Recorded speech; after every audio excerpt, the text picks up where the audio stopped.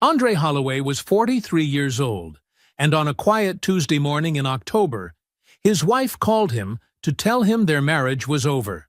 She didn't ask. She announced it. The way people announce things when they believe the power in a room belongs entirely to them. Felicia had just inherited $50 million from her parents' estate, and she wanted him packed and gone by Friday. Her exact words, "I hope you understand. I'm just at a different level now." She said it warmly, almost generously. The way you speak to someone you have already decided is beneath you. What Felicia didn't know, what she had never once thought to ask about in 8 years of marriage, was the fireproof combination-locked closet in Andre's home office, the trust documents inside it, the private valuation figure on page 3. $1.4 billion. Andre listened to every word she said. Then he said 2 words and ended the call. And in that moment, sitting on his back porch with his coffee going cold, he made a decision she never saw coming. Before we jump into the story, comment where in the world you are watching from and subscribe, because tomorrow's story is one you need to hear. The morning air carried a hint of autumn as Andre Holloway settled into his favorite chair on the back porch. Steam rose from his coffee mug, disappearing into the pre-dawn darkness. His leather journal lay open on his lap, its pages worn smooth from years of daily entries. He wrote, Tuesday, 5:45 a.m. Clear sky, 48 degrees. The ritual of these morning observations anchored him. Simple facts, recorded in precise handwriting. Below them, he added, 3 weeks since F met with Carter and Associates. Still no mention. Andre took a slow sip of coffee, letting the warmth spread through his chest. The neighbor's security light cast long shadows across his carefully maintained yard. He'd spent Sunday afternoon replacing worn sprinkler heads himself, though he could have easily paid someone else to do it. Felicia had watched from the kitchen window, her expression a mixture of confusion and faint disapproval. "Why do you insist on doing everything the hard way?" she'd asked later, her voice carrying that familiar note of condescension. "We can afford a landscaper." We. The word felt hollow now. In 8 years of marriage, she'd never once asked about the combination-locked closet in his home office. Never questioned why his father's lawyer insisted on quarterly trust reviews. Never wondered why a man with a comfortable little consulting career, her words, needed specialized estate planning. He opened to an earlier entry from 3 weeks ago. F meeting observed. Carter and Associates, 2:15 p.m. Downtown office. Family law specialists. She took the side entrance. The next day's entry. Called Priya. Protective filing scheduled for Monday. Sometimes patience means waiting until you don't have to wait anymore. His 7-year-old Jeep sat in the driveway, morning dew collecting on its windshield. Felicia hated that car. "Don't you think it's time for something more appropriate?" she'd suggest, each time they attended another charity gala or social function. "You're not a college student anymore." Andre ran his finger along the journal's leather spine. His grandfather had given him his first one at 12 years old. "Write it down before you say it out loud," Big James Sr. had told him. "That way, you know what you really think." The porch thermometer read 47 degrees now. He recorded the change, then added, "Grandfather started with one machine in 1951. Built something real in a country that wasn't interested in his success. Protected it. Grew it. Passed it down quiet." The trust documents in his office told the rest. Holloway Industrial Group, 14 states, defense contracts, metal fabrication, industrial supply, private valuation, $1.4 billion. All of it carefully structured, deliberately kept out of headlines. Wealth without flash, power without performance. A cardinal landed on the porch railing, its red feathers bright against the fading darkness. Andre watched it, pen hovering over paper. The morning felt heavy with something approaching. He wrote, "Sometimes silence is shelter. Sometimes it's reconnaissance." His phone buzzed. Felicia's name lit up the screen. He answered, letting the quiet stretch for a moment before saying, "Good morning?" Her voice came through bright and lifted, almost theatrical in its lightness. "Andre, honey, I have wonderful news." A pause for effect. "The estate cleared probate yesterday. Everything's final." He said nothing, letting her fill the space. $50 million, Andre. Can you believe it? After all this time waiting? Another pause. "Which is why we need to talk about arrangements." The cardinal took flight, startled by something unseen. "I'll need you to pack your things and be out by Friday," she continued, her tone gentle, as though explaining something simple to someone simple. "I hope you understand. I'm just at a different level now." Andre watched the cardinal disappear into the lightening sky. He thought about the filing Priya had submitted yesterday, about the trust documents in his office, about 8 years of small cuts and careful calculations. "Drive safe," he said quietly, and ended the call. The morning air felt clearer somehow. He opened his journal to a fresh page and wrote a single line. "She has no idea." Then he picked up his phone again and dialed Priya's number. She answered on the first ring, as though she'd been waiting. "It happened," he said. Priya's office was already bright with morning sun when Andre arrived.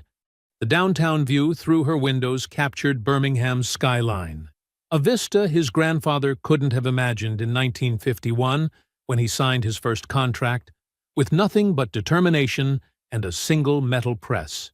Priya sat behind her desk, elegant and precise in her movements as she reviewed the open Holloway Trust files. She looked up as Andre entered, her expression professional but warm with long-established trust. Andre settled into the chair across from her desk, placing his leather journal on the polished wood surface. She made her move. "Now we make ours." Priya nodded, turning to a specific page in the trust documentation. "The timing worked in our favor. Monday's filing means everything is already properly positioned." Andre ran his finger along the edge of his journal, thinking about his grandfather's first workshop, a rented space barely big enough for that initial machine and the dream it represented. "Tell me exactly where we stand." "The trust assets are formally documented as premarital inherited property," Priya explained, her voice carrying the quiet authority of absolute certainty. "Holloway Industrial Group's current valuation at $1.4 billion, the 14-state operational footprint, all defense contracts and manufacturing facilities. Everything is legally separate and protected." Andre thought about the day his father had walked him through the original Birmingham facility, now the centerpiece of a sprawling manufacturing campus. He'd been 12, the same age his grandfather was when he first learned to operate industrial equipment. "When your grandfather started in 51, Priya continued, he documented everything meticulously. Every contract, every expansion, every transition of ownership. Your father maintained that discipline. The trust structure is ironclad." Andre nodded, remembering his inheritance at 35. The weight of it, the responsibility. "And Felicia's attorney?" "We'll find no path to those assets," Priya said firmly. "The filing we submitted Monday ensures everything is properly classified." The timing of her call yesterday actually works to our advantage. It demonstrates she acted without knowledge of the trust's true value, confirming these were always maintained as separate assets. Andre thought about 8 years of carefully measured conversation. Felicia's dismissive comments about his modest career choices, the way she'd never asked deeper questions about his family's business, as though afraid the answers might disappoint her expectations. "I wanted someone who chose me," he said quietly, more to himself than to Priya. "Not the trust, not the name, just me." Priya's expression softened slightly. "I understand. But there's something else we need to discuss." She opened another folder on her desk. "The preliminary review I started 3 weeks ago. When you noticed her meeting with Carter and Associates, it surfaced some irregularities that require deeper investigation." She slid a financial summary across the desk. Andre studied the document, noting highlighted transfers from their joint household accounts spanning the past 24 months. The amounts were carefully spaced, precisely calculated, and completely unfamiliar to him. These expenditures, Priya said, pointing to specific entries, don't align with any documented household expenses. They're structured to look routine, but the pattern suggests otherwise. Andre continued reviewing the numbers, his expression unchanged. Priya watched him for a moment, then said simply, "Brett Calloway." Andre looked up. The name registered immediately. The charity gala 16 months ago, Felicia's perfectly casual introduction. A client of a client. The careful way she'd mentioned his commercial real estate expertise. The seemingly accidental meetings at social functions after that. He closed the folder deliberately and placed it back on Priya's desk. His voice was quiet, but carried absolute certainty. "Keep pulling. I want everything." The morning sun had climbed higher now, warming the office. Outside, Birmingham continued its business day, unaware of the careful machinery of consequence beginning to turn in this quiet room. Andre thought about his grandfather again, the patience it took to build something lasting, the discipline required to protect it. The living room was quiet except for the soft turning of pages as Andre sat reading in his usual chair. The warm glow of the table lamp created a pool of light around him, while the rest of the house remained dark. He heard Felicia's car pull into the driveway, followed by the decisive click of her heels on the walkway. The front door opened with purpose. There was a pause as Felicia registered the light, then another as she processed Andre's presence. He turned a page, unhurried. "Why are you still here?" Her voice carried the same elevated tone from Tuesday's phone call. "I told you to be gone by today." Andre looked up from his book, his expression calm. "Good evening, Felicia." "Don't good evening me." She set her purse down hard on the entry table. "I was very clear about what I needed you to do. I have moved on. I have inherited $50 million. This situation is no longer appropriate. The house is a joint marital asset," Andre said simply, marking his place in the book with a leather bookmark. "I've retained counsel. Your attorney should contact Priya Ose directly regarding any formal arrangements." "Priya Ose?" Felicia's laugh held a sharp edge. "And who is Priya Ose?" "My attorney." Andre's voice remained steady. "Your counsel can reach her at Carter and Associates." Felicia's expression flickered, a micro-reaction to the firm name. She recovered quickly. "Fine. Another overpriced divorce lawyer. That doesn't change the fact that I want you out of this house. As I said, it's a joint marital asset. Any changes to occupancy need to be handled through proper legal channels." Andre picked up his book again, the gesture carrying quiet finality. "You really don't understand what's happening here, do you?" Felicia's voice rose slightly. "I have moved beyond this marriage, beyond this modest life you seem content with. I have actual wealth now." Andre turned another page. "Your attorney can contact Priya." Felicia stared at him for a long moment, her carefully maintained composure showing small cracks. When he didn't look up again, she turned sharply and headed upstairs, her footsteps heavy with frustrated purpose. Andre waited until he heard the bedroom door close. He marked his place in the book again, set it aside, and picked up his key. The drive to his father's house was quiet, Birmingham's evening traffic thinning as he left the city center. Big James's home sat on a corner lot in a well-kept neighborhood. Not flashy, but solid, like the man himself. Before Andre could knock, the door opened. Big James filled the frame, his large frame backlit by the warm interior light. He took one look at his son's face and said, "She finally did it." Not a question. Andre nodded once. "Come eat," Big James said simply, stepping aside to let his son enter. The kitchen smelled of cornbread and slow-cooked greens. They filled their plates in comfortable silence, settling at the worn kitchen table where Andre had done his homework as a boy. Halfway through the meal, Big James set down his fork. "There's something you need to know." He waited until Andre looked up. 18 months ago, right after her parents passed, Felicia came to see me. Andre's hand stilled over his plate. "She asked about the family business," Big James continued, very careful about her wording. "Wanted to know if you stood to inherit directly, or if everything was tied up in the company permanently." Andre set his fork down slowly. "I told her I wasn't sure." Big James's voice was steady. "Watched her face when I said it. Saw something shift behind her eyes. The kind of shift that tells you everything you need to know about a person's intentions. Why didn't you tell me then?" Andre's question held no accusation, just quiet curiosity. "Because I had no proof. Just an old man's instinct." Big James picked up his fork again. "And because you needed to see it for yourself. Some truths have to be earned."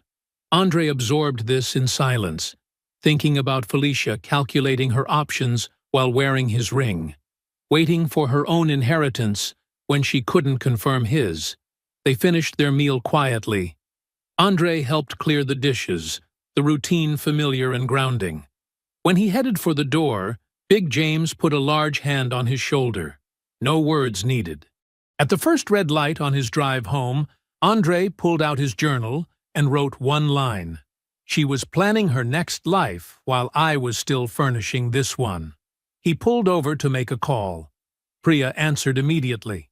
"Add Big James as a witness," Andre said without preamble. "Document his statement formally." "I'll send someone first thing tomorrow morning," Priya replied.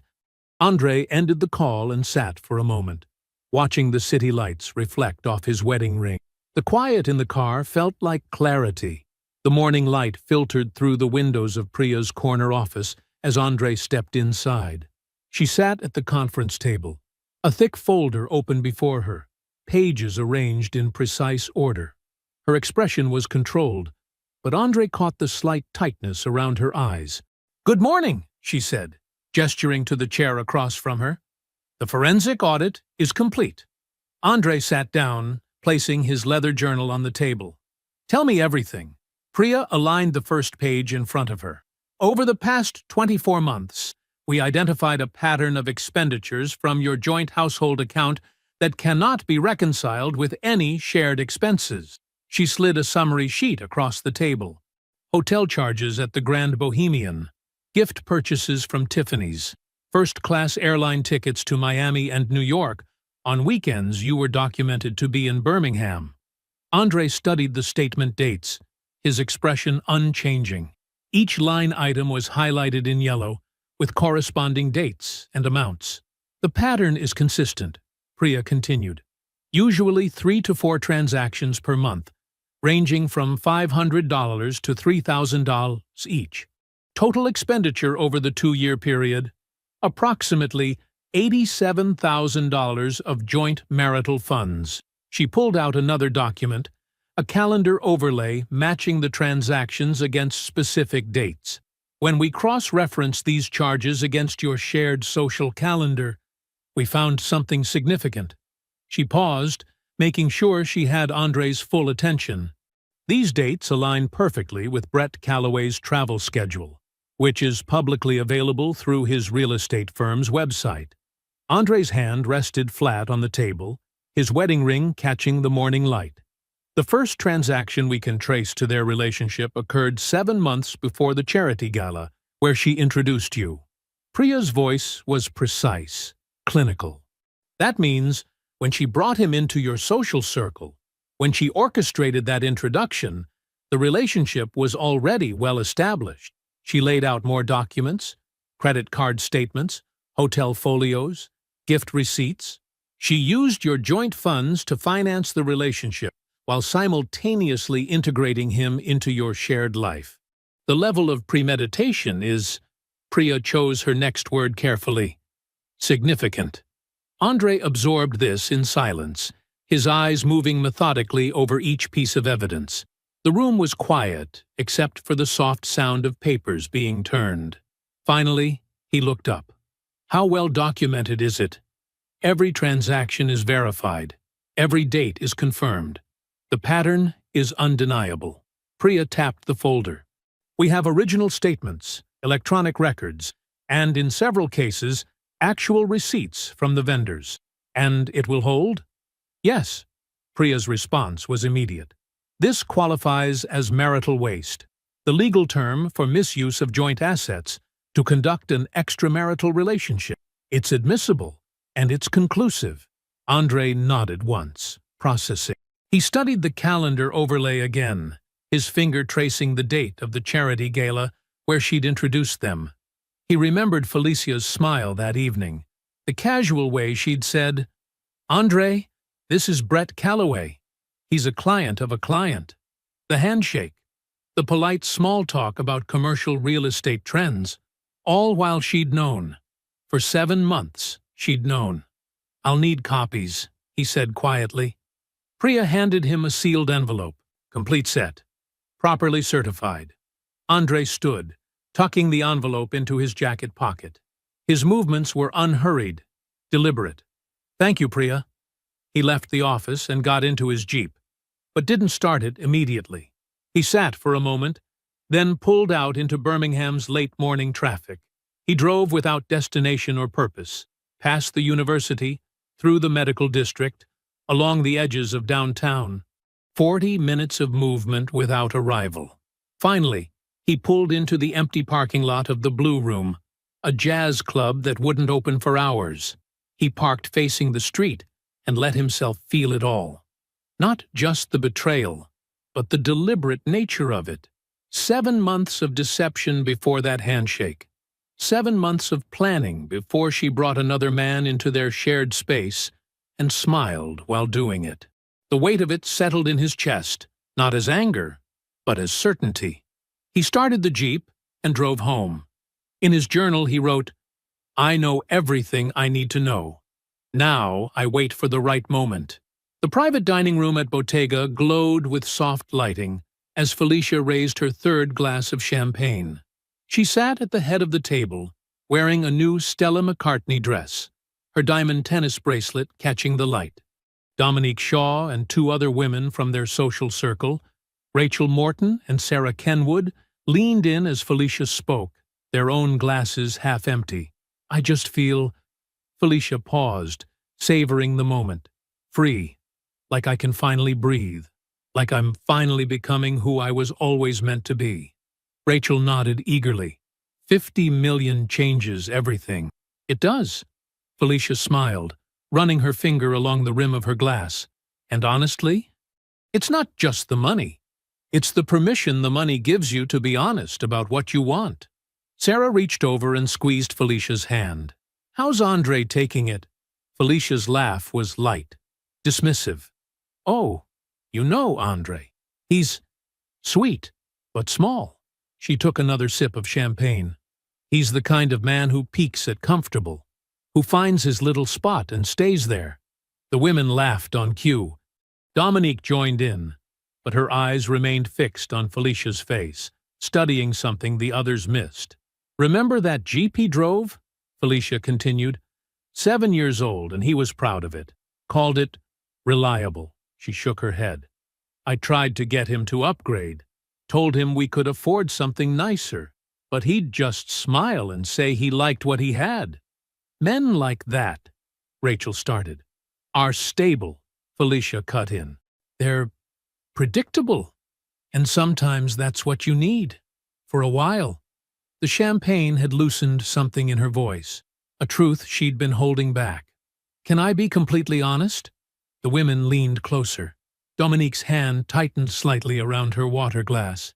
"I always knew Andre wasn't my final destination," Felicia said, her words flowing faster now. "He was— God, this sounds awful, but he was like a stable layover. Someone to build with while I waited for my real life to start." She laughed again, but this time there was an edge to it. "I spent 8 years being so patient, playing the supportive wife, praising his little consulting projects, pretending his family's modest manufacturing business was something to be proud of.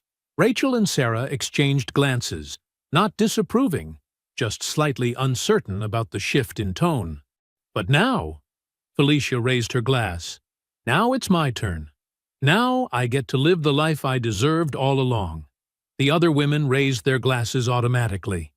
Dominique lifted hers a fraction late, her smile not quite reaching her eyes. For the rest of the meal, she spoke only when directly addressed, watching Felicia hold court with growing certainty about something she had kept quiet for too long. When dinner ended, Rachel and Sarah hugged Felicia goodbye, their praise effusive. Dominique hung back, making an excuse about an early morning meeting. In the parking lot, she sat in her car, hands gripping the steering wheel, staring straight ahead. 11 years in estate and trust law. 6 months of knowing something about Felicia's parents' estate that she had buried under the weight of a 20-year friendship. The memory of document numbers, asset transfers, and Councilman Walter Banks's signature surfaced in her mind with the clarity of professional training. She had stayed quiet, out of loyalty, because that's what friends did. Because calling out fraudulent asset repositioning meant ending a friendship that stretched back to college. But tonight, watching Felicia dismiss 8 years of marriage like it was a strategic inconvenience, hearing her call a good man small while drinking champagne she'd bought with money that wasn't entirely clean, something inside Dominique shifted permanently. She pulled out her phone, found Andre's number, still saved from 3 years ago, before Felicia had systematically separated them with careful lies and manufactured conflicts. Her finger hovered over the screen for 5 seconds before pressing call. He answered on the third ring. "Dominique? I was at dinner with Felicia tonight," she said, her voice steady. "You need to know what she said. And you need to know what I know about the estate." A pause. Then Andre's voice, calm and clear. "Talk to me." Andre pulled his Jeep into an empty church parking lot, the engine ticking as it cooled in the evening air. Dominique's name on his phone screen brought back memories of dinners and game nights from 3 years ago, before Felicia had carefully engineered their separation, with scheduling conflicts and misunderstandings that now felt calculated rather than coincidental. He put the phone to his ear. "Dominique? I was at dinner with Felicia tonight," she said, her voice steady but tight. "You need to know what she said, and you need to know what I know about the estate. Talk to me." Andre settled back in his seat, preparing to listen. "We were at Bottega, private dining room, champagne, the whole show." Dominique's words came measured and precise. Rachel Morton and Sarah Kenwood were there. Felicia was celebrating, but it wasn't just celebration. It was something else. Andre said nothing, letting her continue. "She talked about you, Andre. Called you sweet but small. Said you were the kind of man who peaks at comfortable." Dominique's voice caught slightly, but that wasn't the worst part. "She told everyone at the table, that you were never her final destination. Those were her exact words. She called you a stable layover. Said she spent 8 years being strategically patient, playing the supportive wife, while she waited for her real life to start." Andre's hand tightened fractionally on the steering wheel, but his voice remained calm. "Go on." "She was drinking champagne, laughing about your Jeep, dismissing your consulting work as little projects, making jokes about your family's modest manufacturing business." Dominique paused. "I've known Felicia 20 years. I've never heard her be that nakedly contemptuous. It wasn't just the words, it was the pleasure she took in saying them." "And the estate?" Andre asked quietly. Dominique's inhale was audible through the phone. "This is the part I've been holding for 6 months. My firm, we handled portions of the estate administration. During final documentation review, I found something I should have reported then, but I convinced myself it wasn't my place." She continued. "Councilman Banks, Felicia's uncle, held power of attorney during her parents' final years. During estate finalization, He repositioned approximately $3 million in liquid assets before the final accounting. The moves were carefully structured to reduce the taxable estate and remove those funds from the formal distribution report. Andre sat perfectly still, absorbing every word. Felicia knew, Dominique said. She signed documents acknowledging the asset schedule. The $50 million she inherited? That's what was left after the repositioning. The whole thing is sitting on fraud, Andre. Not obvious fraud, it was done carefully, but fraud nonetheless. You have documentation? Andre asked. Yes, all of it. I kept copies when I first found it. Professional habit. I told myself it was just protection, but I think part of me knew this moment would come. Dominique's voice strengthened. I'm ready to make a formal statement. Whatever you need, whenever you need it. Tonight made it clear. This isn't about loyalty anymore. This is about right and wrong. Why now? Andre asked softly. Because watching her sit there tonight, drinking champagne and calling you small while sitting on money that isn't entirely clean. Dominique's voice hardened. I've spent 6 months trying to rationalize staying quiet. Tonight broke something. I'm done protecting someone who takes pleasure in diminishing good people. Andre nodded slowly, though she couldn't see it. Thank you, Dominique, for telling me, for being willing to stand behind it formally. It's what I should have done 6 months ago, she said simply. After ending the call, Andre sat in the dark car, letting the full weight of everything settle. The dinner revelations were painful, but not surprising. They simply confirmed what the financial audit had already suggested about Felicia's long-term calculation. But the estate fraud, that was different. That was leverage. He picked up his phone again and called Priya. Pull the full estate filing, he said when she answered. Every document, and add Dominique Shaw as a cooperating witness. She's ready to give a formal statement. I'll have someone reach out to her tonight, Priya replied without hesitation. 1 week later, Andre stepped into Priya's office, the morning sun casting long shadows across her conference table. Spread before her was a carefully organized array of documents, legal filings, financial records, and witness statements, each in its own labeled folder.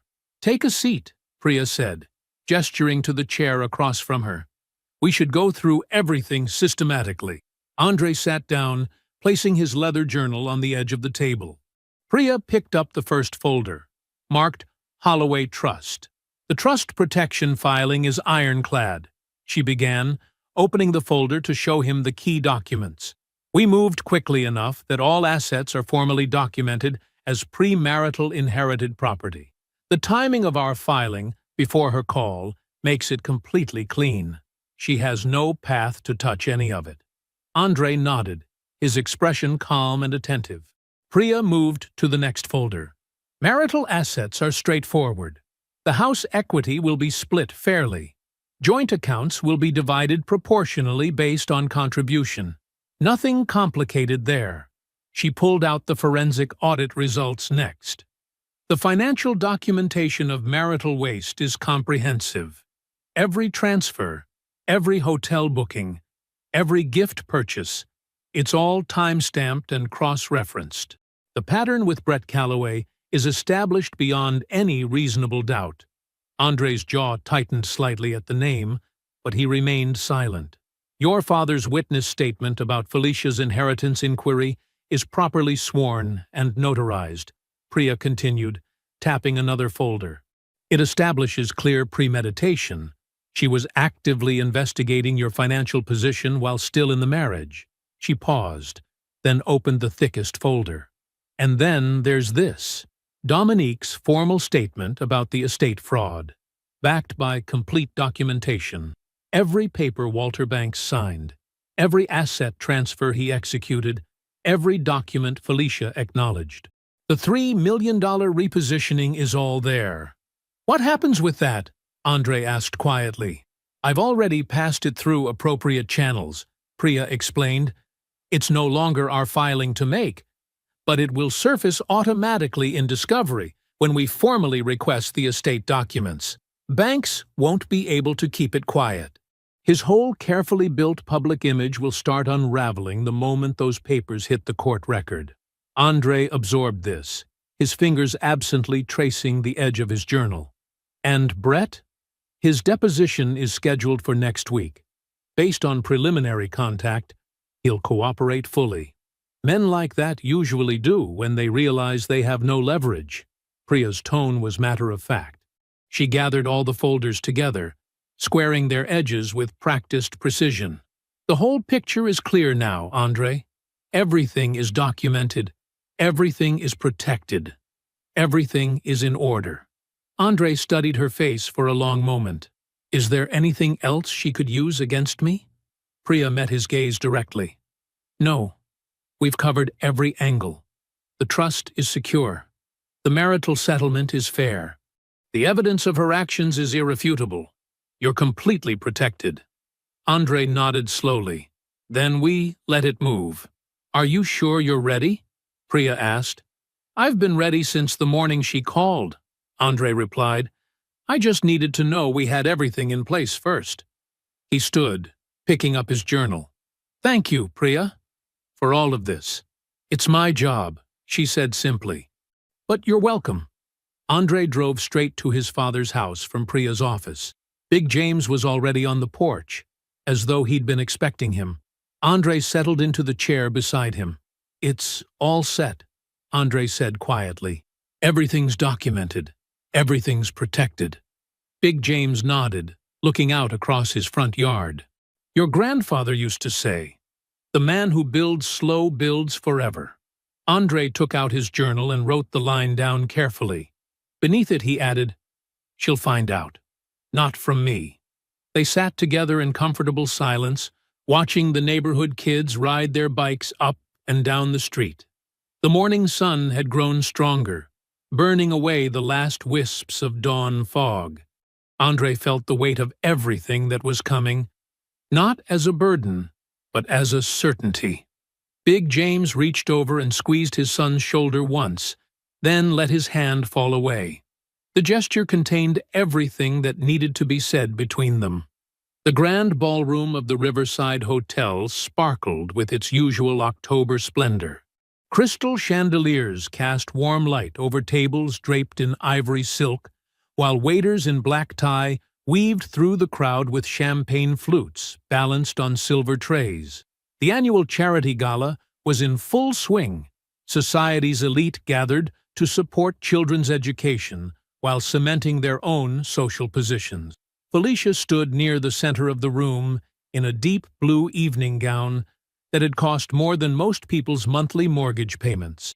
Her hair was swept up elegantly, diamond drops glinting at her ears, new ones purchased with inheritance money.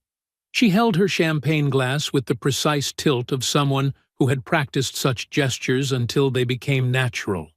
Dominique watched her from a few feet away, noting how Felicia seemed to glow with an almost electric confidence. Two other friends from their social circle, Rebecca and Sarah, completed their small group. They had been listening to Felicia describe her plans for a winter home in Aspen, the kind of casual declaration that would have been impossible just months ago.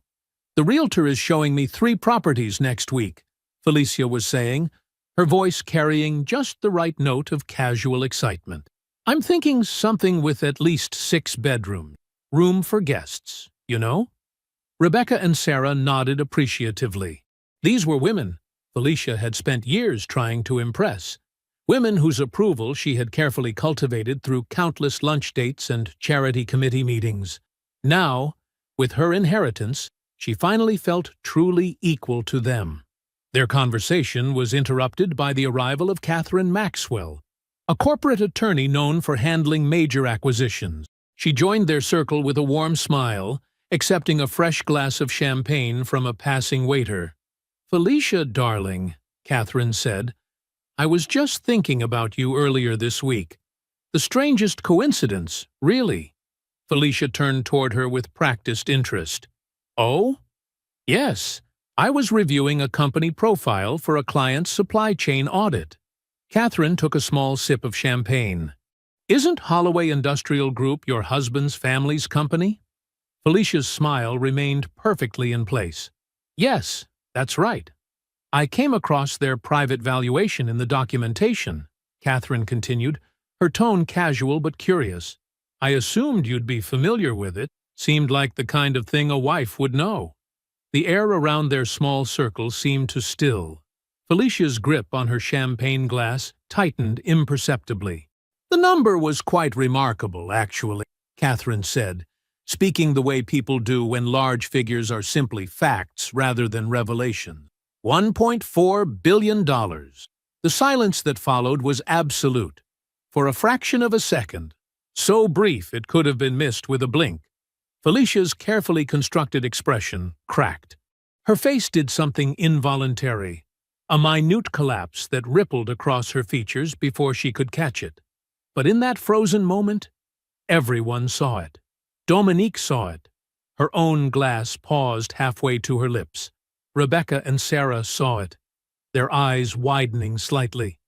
Catherine noticed the shift in atmosphere and added gently, I assumed you knew.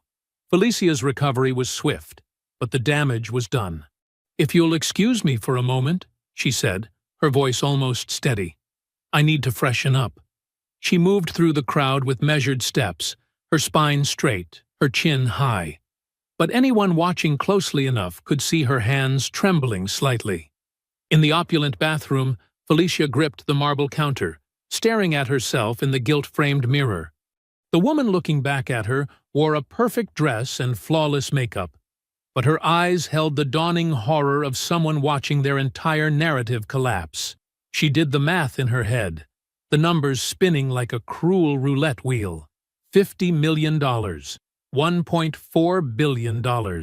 Her inheritance, the weapon she had wielded so confidently, the number that had made her feel powerful enough to discard 8 years of marriage with a phone call, was roughly 3.5% of what Andre had been quietly holding the entire time. The realization hit her with physical force. She was the layover. She had always been the layover. She just never knew whose. Her reflection stared back at her, beautiful and hollow, as the full weight of her miscalculations settled over her like a shroud. Every dismissive comment about Andre's modest lifestyle, every condescending remark about his little consulting career, every moment she had felt superior to his choices, all of it transformed in her mind, rearranging itself into a new and terrible pattern. She had been so proud of her strategic patience, so certain of her careful planning, but while she had been plotting her exit with what she thought was masterful precision, she had been living inside a much larger story without even knowing it existed. Felicia's heels clicked against concrete as she moved through the parking structure, not bothering to wait for the valet. Her hands shook as she fumbled with her car keys, missing the lock twice before managing to open the door. Inside her Mercedes, she sat perfectly still, hands gripping the steering wheel until her knuckles went white. $1.4 billion, she whispered to the empty car, the words hanging in the air like smoke. $1.4 billion. She said it again, louder this time, as if repetition might somehow make it make sense. The number bounced off the leather interior, mocking her. Her $50 million, the inheritance that had made her feel invincible enough to end her marriage with a phone call, suddenly felt like pocket change. 8 years of memories crashed through her mind, each one transforming into something unrecognizable in the harsh light of this new reality. The Jeep she had teased Andre about, suggesting he should treat himself to something more appropriate for a man his age. The house she had always found slightly embarrassing when hosting her friends, with its practical furniture and modest square footage. The consulting work she had labeled his little career at countless dinner parties, speaking about it with the kind of patronizing affection reserved for harmless hobbies. All of it was a choice, she said aloud, her voice cracking. He chose every bit of it. Her hand trembled as she pulled out her phone, scrolling to her attorney's number. Janet answered on the third ring. I need to know if we can pause the proceedings, Felicia said, without preamble, her words rushing out. Or reverse them completely. Is there a way to withdraw? A careful pause on the other end. Felicia, Andre filed first. Any pause or withdrawal would require his cooperation. And given the current trajectory. But if we reconciled, Felicia cut in, her voice tight. What would I be entitled to then? Under Alabama law, if we stayed married, Felicia, Janet's voice was gentle but firm. That's not a legal question. The line went quiet. Felicia ended the call without saying goodbye. Her fingers moved automatically to her uncle's number. Walter would know what to do. He always knew what to do. But the call went straight to voicemail. Her stomach clenched. Walter always answered her calls. Almost desperately now, she dialed Dominique. Her oldest friend picked up immediately. I think you should go home, Dominique said quietly, before Felicia could speak. Something in Dominique's voice made Felicia's breath catch. A careful, measured quality she had never heard before. The realization crept in slowly, like ice water down her spine. Dominique wasn't surprised by what had happened tonight. The knowledge had been there in her eyes at dinner last week, in her silence when Felicia had called Andre a layover. You knew, Felicia whispered. You knew something, and you didn't tell me. Go home, Felicia, Dominique repeated softly, and ended the call. The drive home passed in a blur. Felicia moved through her house, the house she had always found so inadequate, like a ghost, not bothering to turn on any lights. She sat on the edge of her bed, still in her evening gown, and poured a glass of wine she couldn't bring herself to drink. The room felt different now. Every surface seemed to hold some small detail she had dismissed or criticized over the years. The practical bedside lamps she had called boring. The sensible dresser she had wanted to replace with something more dramatic. All of it chosen by a man who could have bought the entire furniture store without blinking. Her phone felt heavy in her hand. She had sworn she wouldn't do this, had promised herself she would maintain control of the narrative until the end. But control had become a foreign concept in the last 2 hours. Everything she thought she knew had shifted beneath her feet, like sand. She stared at Andre's number on her screen. 8 years of marriage. One phone call that ended it. And now, another phone call that might define everything that came after. Her finger hovered over his name. She pressed call.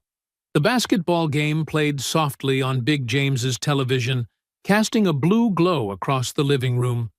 Andre sat in his usual chair, the leather worn smooth from years of evening conversations in this same spot. His phone lit up on the side table, illuminating Felicia's name. Big James glanced at the screen but said nothing. His large frame settled back in his recliner. Andre looked at the phone for 2 full rings, watching it vibrate against the wood. Then, with the same deliberate calm he brought to everything, he picked it up and answered. Andre? Felicia's voice was unfamiliar, stripped of its usual polish, its careful performance. Something raw and desperate had replaced it. I've been thinking. About everything. He said nothing, letting the silence stretch between them. On the television, players moved soundlessly across the court. I was overwhelmed when the inheritance came through, she continued, words tumbling out faster now. My parents' death, the estate, all of it. I wasn't thinking clearly. What I said on the phone that day, it didn't come out right. I was emotional, impulsive. Andre listened, his free hand resting motionless on the arm of his chair. Big James watched him from the corner of his eye, saying nothing. We had 8 years together. Felicia's voice softened, reaching for something intimate. That means something. I miss you. I miss us. There's something here worth saving, isn't there? We could start over. Do it right this time. She paused, waiting for a response. When none came, she pressed on, her tone shifting subtly toward strategy. We could talk about what this looks like going forward. Make arrangements that work for both of us. Find a way through this together." The words hung in the air. Not quite an apology, not quite a reconciliation, a negotiation. Andre waited until he was certain she had finished.